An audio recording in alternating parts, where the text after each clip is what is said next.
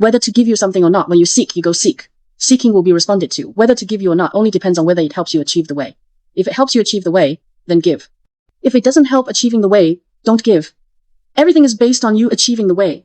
Just like how we now educate children. Everything is based on their healthy growth. It's not being stingy about giving them that $100. A child wants $100 to go out and buy things. Actually, parents aren't stingy. It's just because they'd waste that money. Buddhas and Bodhisattvas liberating sentient beings is like parents with children. Whatever you seek, they're willing to give.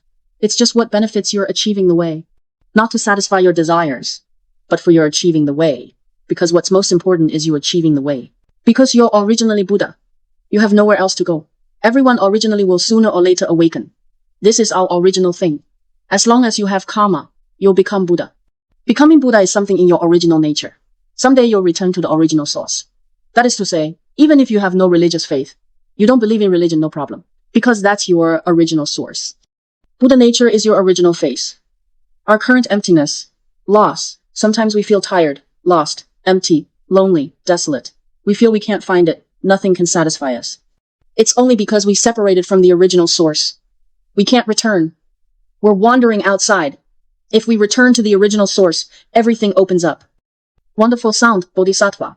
Avalokiteśvara Bodhisattva, their skillful expedient means of rescuing sentient beings, is similar to what Shakyamuni Buddha taught before about the Shravaka and Pratyeka Buddha vehicles. Because of sentient beings' needs, I teach the Shravaka vehicle, then guide you. Because you want to leave suffering and attain happiness, you want to become Buddha. So I use the Bodhisattva vehicle to guide you. These two Bodhisattvas are the same as the Buddha.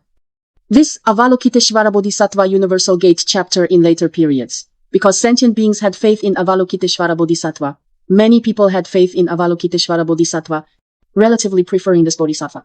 So many temples extracted the Avalokiteśvara Bodhisattva Universal Gate chapter, this one chapter from the Lotus Sutra, and studied it daily separately with chanting.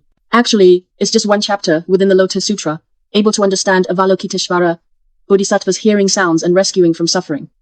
For more, wanting to understand Avalokiteśvara Bodhisattva hearing sounds and rescuing from suffering sentient beings needing to be liberated by whatever Dharma and form, manifesting that form and expounding the Dharma mysteriously for this, you can look at the Shura Angama Sutra. In the Shura Angama Sutra, there are 25 Bodhisattvas and their Dharma methods of cultivating the way and realizing the right path. Within it, Avalokiteśvara Bodhisattva introduced his own method of perfect penetration through the ear faculty, why he does this, and so on. You can look at the Shura Angama Sutra for this. There's also the wonderful Dormant King Past Deeds chapter, also two Bodhisattvas. This wonderful Dormant King at that time was a non-Buddhist. He didn't study Buddhism. He believed in other sects. So there were two Bodhisattvas who were his two sons, which is two princes. These two Bodhisattvas, one called Medicine Superior Bodhisattva, one called Medicine King Bodhisattva. There are two Bodhisattvas of the Lapis Lazuli world, two Bodhisattvas of Medicine Master Lapis Lazuli Light world. See what medicine they give to sentient beings, not Medicine King. Two Bodhisattvas of the Medicine Buddha world. The great medicine they give to sentient beings is the Buddha's wisdom. The Buddha's wisdom is the great medicine, the great elixir, the highest level medicine. Because they had affinity with wonderful Adornment King, they were born into his family as his princes. The scriptures record it this way, born into his family as his princes. Then, because he studied non-Buddhist teachings to liberate him, they manifested supernatural transformations. This is also very inconceivable. Why does the Buddha say this? Because at that time, among Hinayana disciples, sentient beings shouldn't be liberated using supernatural powers. You know, you shouldn't use supernatural powers to liberate them. This is something many Hinayana disciples rather reject, just as they think women cannot become Buddhas. Yet, this precisely recorded such Medicine King and Medicine Superior Bodhisattvas. These two great Bodhisattvas had supernatural transformations. They manifested supernatural transformations in the air. Because his father King saw this supernatural transformation, he generated faith in the Buddha, then went with them to hear the Lotus Sutra, to study and finally take refuge in the Buddha Dharma, such a story. So in the wonderful Dharma Lotus Sutra, all marks cannot be grasped. All marks, everyone is really Tathagata. Don't grasp marks. Don't grasp male and female marks. Don't grasp so-called supernatural power marks, so-called Buddha marks, sentient being marks, supernatural power marks, supernatural transformation marks, female marks, male marks. All marks don't exist. This is the Lotus Sutra. In the final chapter of the Lotus Sutra, the great Bodhisattva appearing is Samantabhadra Bodhisattva. In the final chapter, the 28th chapter, appears the Samantabhadra Bodhisattva exhortation chapter. Samantabhadra Bodhisattva told everyone, In the Dharma ending age, that's our age now. We're now in the Dharma ending age. As long as you go explain, expound, understand the Lotus Sutra, then uphold the Lotus Sutra, I will protect. Moreover, he spoke dharani mantras, using mantras to protect. You can see in the scriptures it's recorded saying, I very much rejoice in you. You can make such a great vow to protect the Lotus Sutra. I also use my Dharma power to protect those upholding Samantabhadra's name. There's also the 26th chapter with the dharani chapter. That is, many assembly sentient beings, after hearing the Buddha's teachings, seeing the Buddha's spiritual eloquence deeds and so on, seeing the Buddha's series of predictions, after the Lotus Assembly's climax passed, those participating in the assembly, whether outside Bodhisattvas, that is, Bodhisattvas from other worlds, many came, because hearing the Lotus Sutra isn't just the Saha world. The assembly sentient beings I see not just hundreds of billions, even thousands of billions. So many sentient beings all came before the Buddha to make vows. Some Bodhisattvas, some sentient beings made vows to uphold dharani mantras, uphold the Buddha's dharani mantras to protect the Lotus Sutra, protect Dharma teachers who explain the Lotus Sutra. If this person is explaining the Lotus Sutra and you slander them, the offense is heavier than drawing the Buddha's blood. Never slander Dharma teachers who explain the Lotus Sutra. There's also dharani that everyone may not understand much. Dharani means mantras, true words. It's an outpouring from emptiness, a sound current emitted from emptiness. Because many studying Buddhism will uphold mantras. Those who have realized fruition, that is, words spoken by the Buddha, are called true words. Actually, essentially, it's a sound current flowing out from Buddha nature. Some true words have meaning. Within them is concrete meaning. Some true words don't have much meaning. For example, the 6-syllable great bright mantra, Om Mani Padme Hum, these are all of this nature. This is a bit like singing. Some lyrics have meaning, some lyrics don't have much meaning. For example, what did we sing before? Like what just, but everyone listening also feels good, also resonates. The Buddha's true words are this kind of sound. Sound current emitted from emptiness can counteract and purify. Because each one of us, the mind is perfect. Before you become Buddha, there are the forms of 6 realms of sentient beings. You may have the animal realm, have the hell realm, because you are the perfect Dharma realm, mind. Within this, initially, you have discrimination. You have the 6 realms. So within these 6 realms, the Buddha's sound current counteracts and addresses different realms sentient beings to purify and counteract your mind sounds. Our mind sounds also have sound currents. Whether you speak them out or not, as long as your mind moves. Those with the power of knowing others' minds know what you're thinking in your mind. You have mind waves. This sound current, the sound current of true words, the Buddha's sound current, some correspond to these sentient beings. That is, can function to counteract and purify. Counteracting your afflictions, purifying the afflictions of mind sounds.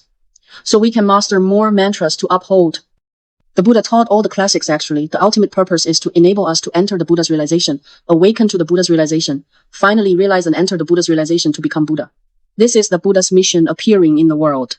The Buddha, in the Lotus Sutra, in the 2nd chapter mentioned, the mission of all Tathagatas appearing in the world is to enable sentient beings to be able to comprehend what I've said. I hear what the Buddha said, awaken to what the Buddha said, then realize and achieve the same as him, becoming Buddha. So when we finish reading this sutra, after finishing the 28 chapters, how do we cultivate and realize? How does it help our actual cultivation and realization? This sutra is extremely important because we, at the beginning, all people in cultivation, we want to become Buddha. So we first have an I want to become Buddha. Buddha is a very perfect image. I'm forever an ordinary sentient being. So I feel unsatisfied with myself. So I want to become Buddha. This understanding, when you've read the Lotus Sutra in cultivation, if you have an image of I transform into Buddha, you've grasped the mark of self and Buddha. Grasp the mark of sentient beings and Buddha. You can never transform into Buddha. How could you possibly transform into Buddha? So in cultivation, when you understand that your original source is Buddha, you're originally Buddha, cultivation becomes very simple. It's not transforming from an ordinary person to Buddha. Rather, we originally are, we're right here. We're just attached, confused in some places. However you analogize, we can also say we're defiled. When we wash clean, we reveal our original source. Originally, we are Tathagatas. Anyway, all our cultivation becomes relatively simple. It's all a cleansing, all a purification. We're defiled, so we purify and cleanse. This defilement, the greatest defilement is we identify with this body, identify with this brain consciousness. The 6 sense objects generate a sense of self, the greatest defilement. So the Buddha taught immeasurable Dharma methods to enable us to let go of this self-defilement. The best Dharma method is the 6 perfections of the Bodhisattva path, giving precepts, patience, diligence, meditation, wisdom, the 6 perfections. This is what the Buddha said is best. Because we've already prepared these tools. All Dharma methods are tools. You use these tools to counteract your habits, counteract your desires, then return to your own original source. So in cultivation, the Lotus Sutra's definition is to enable us to first abide on the original source. Not saying you originally are, you originally are. You just need to cleanse. This way becoming Buddha is very simple. That is, using the unborn and undying mind to become Buddha, to cultivate and realize. Using the unborn and undying mind to recite the Buddha's name. Disciples cultivating Pure Land, those cultivating Pure Land often have what's called reciting Buddha in ultimate reality. What is reciting Buddha in ultimate reality? Using your unborn and undying mind to recite Buddha. You're originally Tathagata. You're reciting Buddha. This is reciting Buddha in ultimate reality. This is in terms of cultivation. What we most should pay attention to. The Dharma realm in cultivation is extremely important. Moreover, not grasping all marks. That is, when you're cultivating in the Mahayana path. Using the unborn and undying mind to cultivate and realize. Using the mind of nothing to be attained to enter the worldly dust. Because you're originally Buddha. Everything is perfect. Everything is complete. Original nature is all complete. So nothing to be attained. Because originally you have everything. What you gain and lose is still just tossing around within your Dharma nature. Grasping marks and tossing around at the consciousness level. Your Dharma nature is all perfect, all complete. In the Lotus Sutra, there's also one very important thing that everyone considers very important, the 10 Suchnesses. Suchness means just like this. The meaning of suchness is just like this. Such mark, such nature, such substance, such power, such cause, such effect, such fundamental beginning to end, ultimate equality, and so on. Just like this.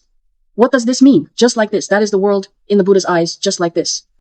It's because the eyes grasp marks that this world manifests various differential marks.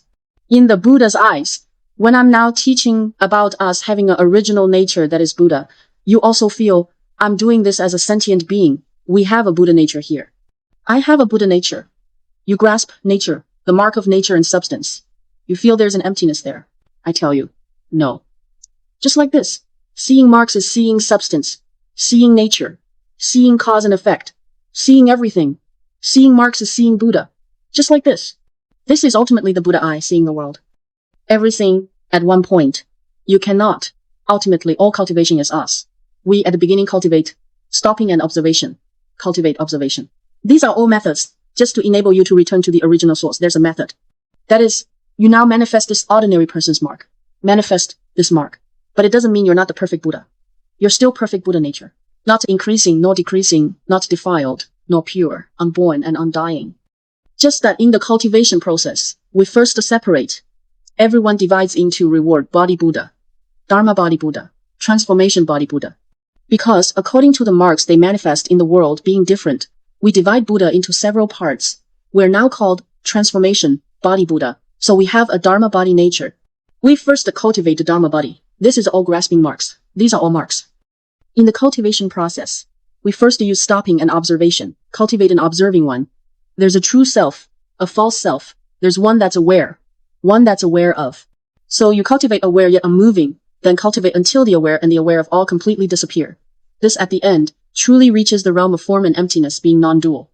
That is, you're originally form and emptiness, non-dual. There's neither the mark of form nor the mark of emptiness. Looking over, there's neither the mark of form nor the mark of emptiness. Also not that there's nothing. This is emptiness. Understanding this emptiness is understanding the Tathagata's realm. Is understanding the realm of mind and material form, and emptiness being non-dual. Can accomplish what the Diamond Sutra says, abiding nowhere yet giving rise to mind. The Lotus Sutra is this content. Basically, it's 28 chapters. Simply put, it's like this. If everyone has questions, you can ask.